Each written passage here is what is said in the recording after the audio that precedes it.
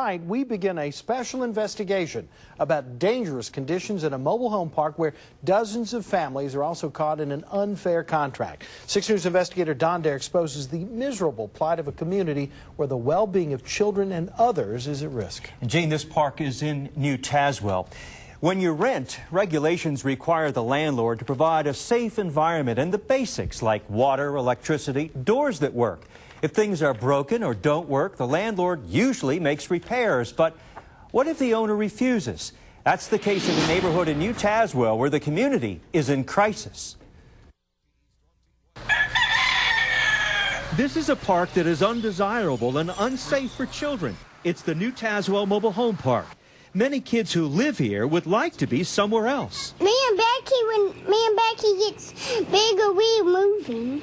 Inside some trailers, living conditions violate basic safety standards. But in dozens of homes, residents are responsible for making their own repairs. Just need out of this place. Why is that? These trailers ain't fitting to live in with kids. Patsy Collins worries about her 6-month-old when he starts to toddle. There's a hole in her kitchen floor. That goes right down to the ground. To the ground. Patsy's husband is disabled and can't fix the hole. And her landlord has a policy. He won't help. They won't fix nothing. They said it was up to me to fix it. I can't afford it. 5-year-old Brittany Cruz is the little girl who would like to move. Who could blame her? Brittany and her little sister Becky showed us a huge hole in the floor right outside their bedroom. Through the opening, bugs invade their home. Tanya, how safe is it in here for your children in this park? I don't let them out of the house. But Tanya Cruz and her husband have 4 small children. The youngest is 3 months old.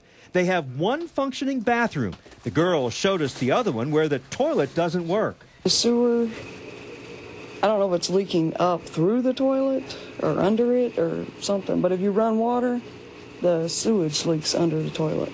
There are other problems. This dangling electrical wire, windows without screens. They told Gregory to fix it.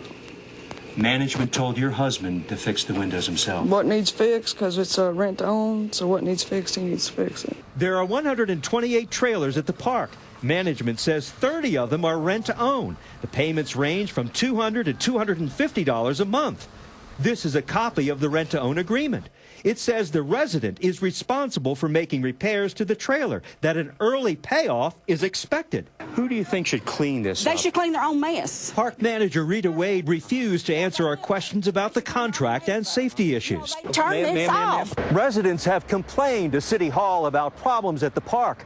New Tazewell city manager tells 6 News he's checked into health and safety issues with the park's owner. The owner's answer to the city, he doesn't have to comply with code regulations, that the city has no right to inspect trailers at the park. The state has a strict landlord-tenant act, but it's active in only 9 Tennessee counties, and Claiborne isn't one of them. The city has codes, but no code enforcement officer. The owner of this place, do you think the owner should accept some responsibility? Pat Lane, yes I do. Pat Lane is an optometrist in Middlesboro, Kentucky. He's owned the park since 1988.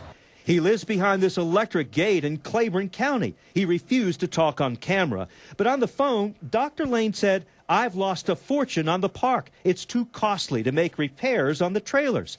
I agree the park should be brought up to standards, but somebody has got to pay for it." Now, as a result of our investigation, the state has something to say about the park's rent-to-own contract.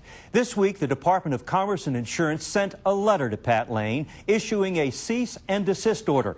Lane is not licensed with the state to sell manufactured homes. The letter says it expects a response within 2 weeks. Dr. Lane could possibly be fined $1,000 a day for each violation.